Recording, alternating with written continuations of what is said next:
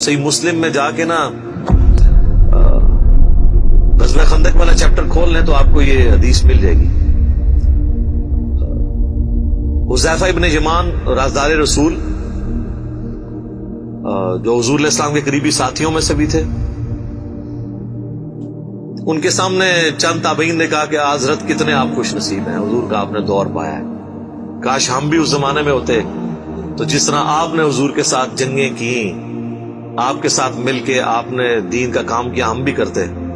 تو حضرت حذیفہ نے کہا یہ اتنا آسان کام نہیں ہے، اس طرح کتابیں نہ کرو، آج یہ بات کرنا آسان ہے نا۔ تو نبی صلی اللہ علیہ وآلہ وسلم کے مبارک زمانے میں انہوں نے کہا میں تمہیں ایک واقعہ صرف سناتا ہوں کہ غزوہ خندق کے موقع پہ سخت سردیوں کی رات تھی، تو حضور علیہ السلام نے ندا دی اصحاب میں کہ کون ہے جو جا کے کافروں کی جاسوسی کرے ایک سخت رات کے اندر اور جنت میں اللہ کے نبی کا پڑوس حاصل کر لے۔ اللہ اکبر، سبحان اللہ، اوتے کو نہیں کھلوتا۔ دوسری دفعہ آپ نے اناؤنسمنٹ کی، کوئی نہیں کھڑا ہوا۔ تیسری دفعہ اناؤنسمنٹ کی، کوئی نہیں کھڑا ہوا۔ سب یہی کہتے خود ہی حضور کسی کی ڈیوٹی لگا دیں، اتنی سخت سردیاں، اور پھر کافروں کے تیروں کا اندیشہ بھی تھا، حتیٰ کہ بخاری مسلم میں آتا ہے کہ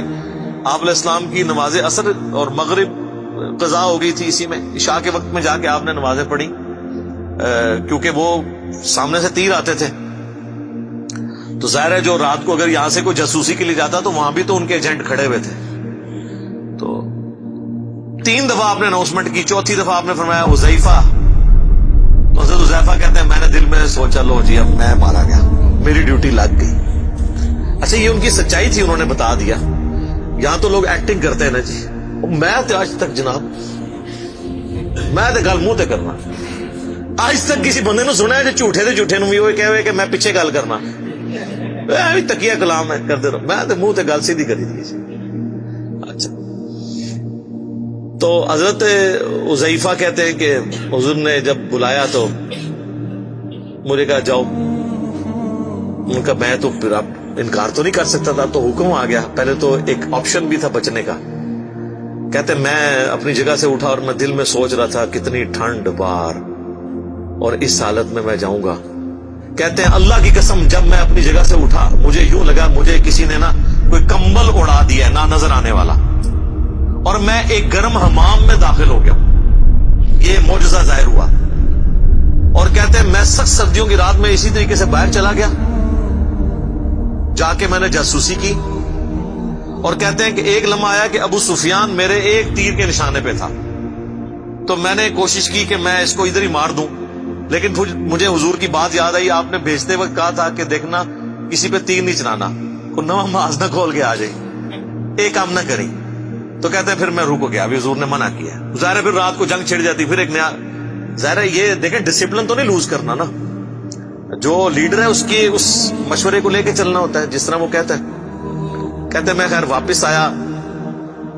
کہتے جیسے میں حضور کی مجلس میں داخل ہوا تو یہ تھرو آؤٹ ایک نہ نظر آنے والا ایک گرمائش والا کمبل جو نظر نہیں آ رہا تھا، جس سے مجھے ٹھنڈ نہیں لگ رہی تھی۔ جیسے میں اپنا وہ کام پورا کر کے حضور کو آ کے پوری مخبری کی کہ یہ اس وقت وہ تیر کمان رات کو بیٹھ کے تیز کر رہے ہیں، اتنے لوگ ہیں، اتنے یہ ہیں، آگے حضور صلی اللہ علیہ وسلم کو خبر دی، تو جیسے ہی میں فارغ ہوا تو مجھے پھر ٹھنڈ لگنا شروع ہو گئی، تو حضور علیہ السلام نے اپنی مبارک چادر مجھے اڑا دی۔ تو یہ وہ پوری حدیث ہے، تیرے ہوتے جنم لیا ہوتا۔ تو یہ کہنا آسان ہے میرے بھائی، بڑا مشکل ہے۔ یہ غزوہ احد میں بھی یہ وہی لوگ تھے جنہوں نے حضور کے ہوتے ہوئے جنم لیا تھا، لیکن دیکھ لیں 700 میں سے صرف 80 بندے حضور کے ساتھ رہ گئے تھے، اور جب بھگدڑ مچی اس وقت تو 80 بھی نہیں تھے، 12 تھے۔